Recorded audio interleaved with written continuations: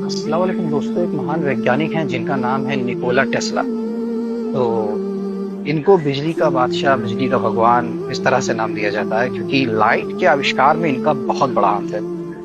लेकिन ये महान वैज्ञानिक जब बूढ़ा हो गया और इसकी मौत इससे करीब आ गई तो ये एक बात लिख के गया, और ये लिख के गया कि ये बेहतर था कि मैं अपनी माँ को पानी पिलाता रहता एक नॉर्मल इंसान की तरह, बजाय इसके कि इंसानियत की मदद करता, क्योंकि इस इंसानियत ने मुझे कुछ नहीं दिया सिवाय शर्मिंदगी के और धोखे के।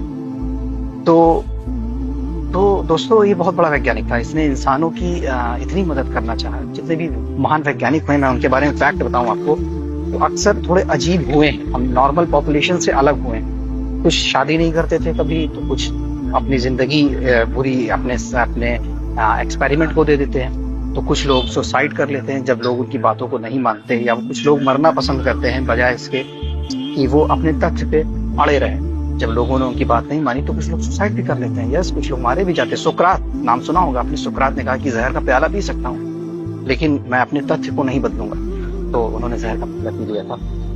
तो वैसे ही ये निकोला टेस्ला था। तो जो मैंने आपको लेटर के बारे में बताया, इसमें ये चीज थी। तो आप देखिए, ये वो दिमाग है जो लाइट का आविष्कार होने के बाद हमको इस तरह का वैज्ञानिक दोबारा नहीं मिला।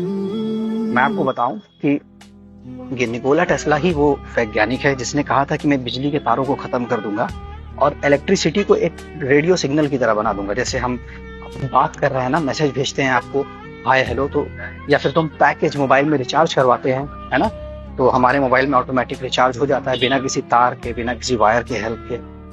रिचार्ज 1 महीने का हो गया, 3 महीने का हो गया।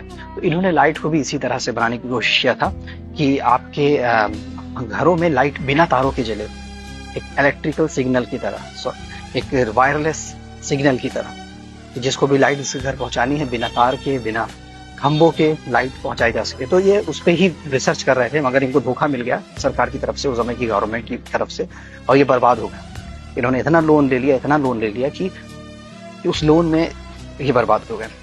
तो इनको धोखा भी मिला। उनकी बर्बादी की वजह ये थी कि इंसानों ने इन्हें धोखा दिया।